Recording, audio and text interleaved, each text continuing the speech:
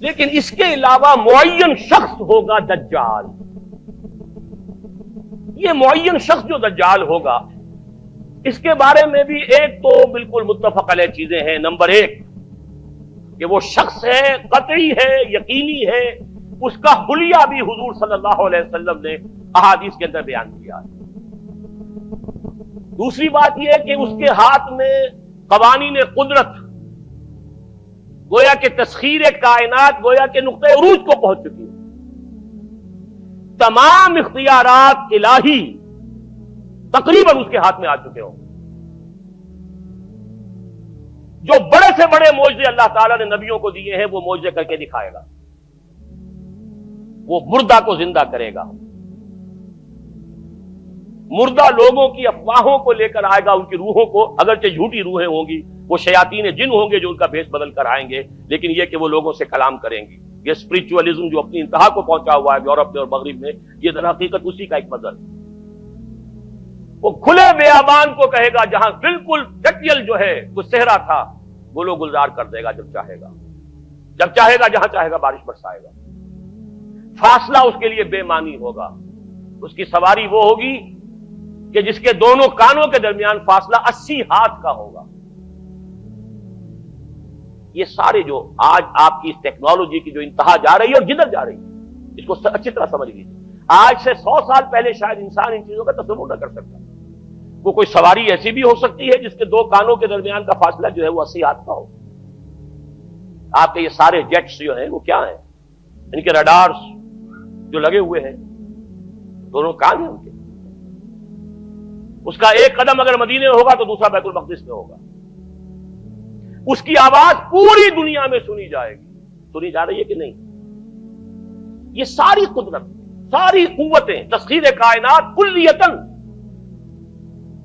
ایک آدمی کو چیر کر دو ٹکڑے کرے گا، دونوں ٹکڑوں کو علیحدہ کرے گا، ان کے درمیان چلے گا اور پھر ان دونوں کو جوڑے گا اور کھڑا کر دے گا. احادیث میں ساری موجود ہے. سرجری جدھر جا رہی ہے کوئی عجب نہیں کہ وہاں تک آدمی پہنچ جائے. فریز کر کے تو یہ معاملہ اب ہو ہی سکتا ہے، لیکن یہ کہ ابھی اگلا اور قدم کیا ہوگا کچھ نہیں کہہ سکتے. یہ چیزیں تو ہے متفق علیہ. البتہ کچھ معاملات کے اندر احادیث میں کچھ اختلاف پایا جاتا ہے اور یہ مشکلات الحدیث میں سے. اور میں بھی چونکہ اس مسئلے میں اب تک بھی کسی درجے میں، ابھی قطعیت کے ساتھ میں کوئی بات نہیں کہہ پا رہا ہوں، لیکن اب چونکہ گمان غالب کے درجے میں ایک رائے تک پہنچ چکا ہوں، اس لیے میں نے آج اس بات کو آپ تک پہنچانے کے لیے یہ عنوان اختیار کیا. اس لیے کہ حدیث میں جو آتی ہے تفاصیل، اس سے معلوم ہوتا ہے کہ یہ دجال دو دجل کرے گا. یا تو وہ دو دجل کرنے والے دو دجال علیحدہ ہیں، یا یہ دونوں دجل کرنے والا شخص ایک ہی ہے. بس یہ مسئلہ ہے کہ جو آج تک مجھ سے حل نہیں ہوا تھا، اب تک کہنا چاہیے آج تک نہیں. اور یہ اس میں علماء سے بھی گفتگو ہوئی ہے، اور جن لوگوں نے اس مفہوم موضوعات پر اپنا وقت لگایا ہے ان سے بھی گفتگویں ہوئی ہیں، تو وہ بھی اس مسئلے کو حل کرنے سے تاحال قاصر رہے. لیکن یہ کہ اب میری رائے یہ ہے کہ یہ دو شخص ہیں علیحدہ علیحدہ، واللہ عالم. لیکن ایک رائے تک میں پہنچ چکا ہوں، اس لیے وہ رائے آپ کے سامنے رکھ رہا ہوں، اور آپ کے ذریعے سے وہ آگے بھی پھیلے گی تو اہل علم کے ساتھ جو ہے اس معاملے کے اندر تبادلہ خیالات کی بھی نوبت آئے گی انشاءاللہ. لیکن یہ کہ اس میں یہ بات قطعی اور یقینی ہے کہ اس طرح کا ایک شخص پیدا ہوگا. البتہ یہ کہ آیا وہ دو ہوں گے دو مختلف اوقات میں، یا ایک ہی ہوگا ایک ہی وقت میں، صرف اس میں اختلاف ہے. میرے نزدیک وہ دو ہوں گے. ایک وہ شخص جو جھوٹا مسیح ہونے کا دعویٰ کرے گا، المسیح الدجال. جیسے حضور نے فرمایا میری امت میں 30 دجال اٹھیں گے جو نبی کا دعویٰ کریں گے، جن میں سے 5-6 تو حضور کے اپنے زمانے میں اور آپ سے متصل اٹھ کھڑے ہوئے تھے. بعد میں محمد علی باب ہو، بہاء اللہ ہو، قادیانی اور نہ معلوم کہاں کہاں کون کون اٹھے ہوں گے، واللہ عالم. اسی طریقے سے ایک شخص مسیح ہونے کا دعویٰ کر کے کھڑا ہوگا، یہودی ہوگا. یہ ہے اصل میں وہ شے.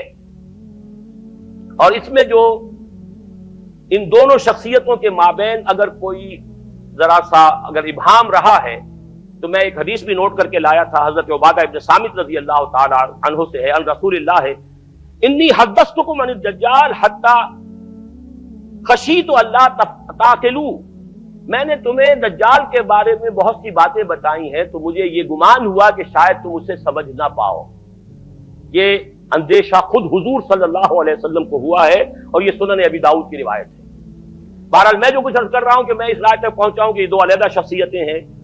ایک تو یہ ہے کہ ایک مسیح الدجال کھڑا ہوگا یہ ایک دعویٰ کر کے کہ میں مسیح ہوں، چونکہ اس کا زمانہ بالکل قریب آ چکا، اس لیے میں آپ کو اس کے بارے میں خبردار کر رہا ہوں۔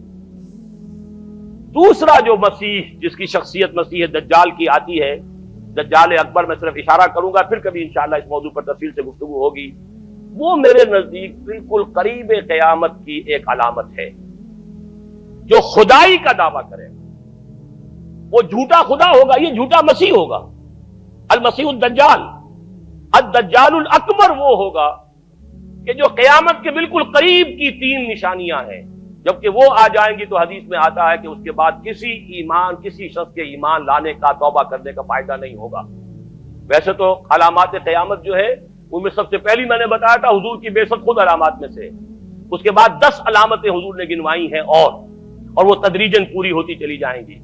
آخری علامات کے لیے حدیث سن لیجیے، عن ابی ہریرہ رضی اللہ تعالی عنہ قال قال رسول اللہ صلی اللہ علیہ وسلم ثلاث اذا خرجنا لا ينفع نفسا ایمانا لم تكن آمنت من قبل او کسبت فی ایمانها خیرا، طلوع الشمس من المغرب وخروج الدجال ودابۃ الارض۔ تین نشانیاں وہ ہیں کہ جب وہ ظاہر ہو جائیں گی تو پھر کسی کا ایمان لانا مفید نہیں ہوگا جو پہلے ایمان نہیں لایا تھا، یا جس نے اس سے قبل اپنے ایمان میں کچھ اعمال صالحہ کی کمائی نہیں کی تھی، یعنی گویا کہ توبہ کا دروازہ بند ہو جائے گا۔ جیسے جب موت کے آثار شروع ہو جاتے ہیں تو توبہ کا دروازہ انسان کے لیے بند، اب جب موت کے آثار شروع ہو گئے اب توبہ کرنا فائدہ نہیں، اس سے پہلے توبہ کا دروازہ کھلا ہوا، معلوم یغرغر، جبکہ وہ موت کے آثار شروع ہو جاتے ہیں، گھنگرو بولنا شروع ہو جاتا ہے، معلوم ہوتا ہے کہ اب جا رہا ہے، اب توبہ بیکار۔ اسی طریقے سے پوری نوع انسانی کے لیے توبہ کا دروازہ بند ہوگا ایک وقت میں آ کر کہ اب کسی کے لیے توبہ نہیں، ایمان نہیں، اور اس کے لیے 3 علامتیں بیان ہوئی ہیں، یہ بھی مسلم شریف کی روایت ہے۔ آپ نے فرمایا 3 چیزیں وہ ہیں کہ جب وہ ظاہر ہو گئیں تو پھر کسی کا ایمان لانا جو اس سے پہلے ایمان نہیں لایا تھا، اور اپنے ایمان میں اس نے کچھ اعمال صالحہ کی کمائی نہیں کی تھی، اب قتل مفید نہیں ہوگا اس کے لیے ایمان لانا۔ وہ 3 نشانیاں ہیں، طلوع الشمس من المغرب، سورج مغرب سے طلوع ہوگا، نظام شمسی میں کوئی اختلال ایسا ہوگا کہ جس سے سورج بجائے مغرب سے نکلے گا، وہ خروج الدجال ودابۃ الارض، ایک زمین سے کوئی چوپایا برآمد ہوگا، بعض احادیث میں آتا ہے کہ مروہ کے قریب سے وہ برآمد ہوگا جو گفتگو کرے گا انسانوں سے، یہ بالکل خرق عادت، یعنی وہ چیزیں کہ جن کا کوئی تعلق اب اسباب جو ہے دنیا کے ان سے کوئی تعلق نہیں ہے، کوئی فزیکل لا سے تعلق نہیں ہے، وہ بالکل معجزے ہوں گے، خرق عادت ہوگا۔ اور خروج دجال، وہ دجال جو خدائی کا دعویٰ کرے گا، اور حدیث میں آتا ہے کہ بہت کم لوگ ہوں گے کہ جو اس کے سامنے رک سکیں گے، اکثر و بیشتر جو کمزور ایمان والے لوگ ہوں گے وہ اسے خدا تسلیم کر کے اس کی پرستش شروع کر دیں۔